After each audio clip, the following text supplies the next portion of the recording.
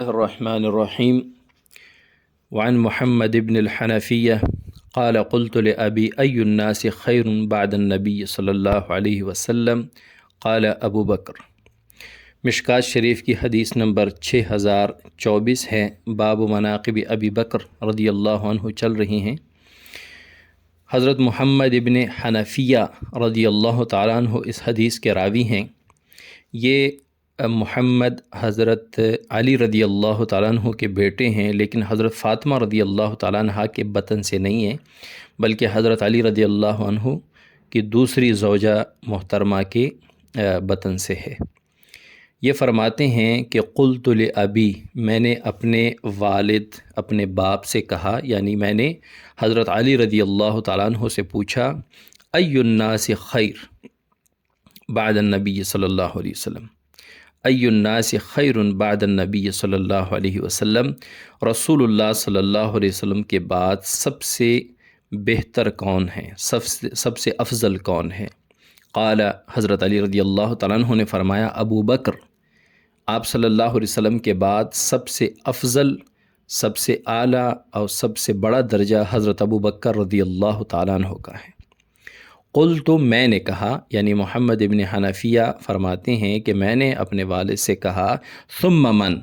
پھر کون بہتر ہے، پھر کون افضل ہے، یعنی ابو بکر صدیق رضی اللہ عنہ کے بعد کون افضل ہے؟ قال، فرمایا، عمر، حضرت علی کرم اللہ وجہہ نے فرمایا کہ پھر حضرت عمر رضی اللہ تعالیٰ عنہ افضل ہے۔ وخشیت ان یقول عثمان، اور مجھے ڈر ہوا کہ اگر میں پھر پوچھوں کہ حضرت عمر کے بعد افضل کون ہیں تو حضرت علی رضی اللہ تعالیٰ عنہ حضرت عثمان کا نام لیں گے۔ قلت، تو میں نے یہ نہیں پوچھا کہ حضرت عمر کے بعد کون افضل ہے، بلکہ قلت، میں نے یہ پوچھا، ثم انت، یعنی پھر حضرت عمر رضی اللہ تعالیٰ عنہ کے بعد آپ افضل ہیں؟ قال، حضرت علی کرم اللہ وجہہ نے فرمایا، ما انا الا رجل من المسلمین، میں تو عام مسلمان مرد ہوں، یعنی ما انا الا رجل، میں عام مسلمان مرد ہوں۔ اس میں دو چیزیں ہیں اس حدیث میں، ایک یہ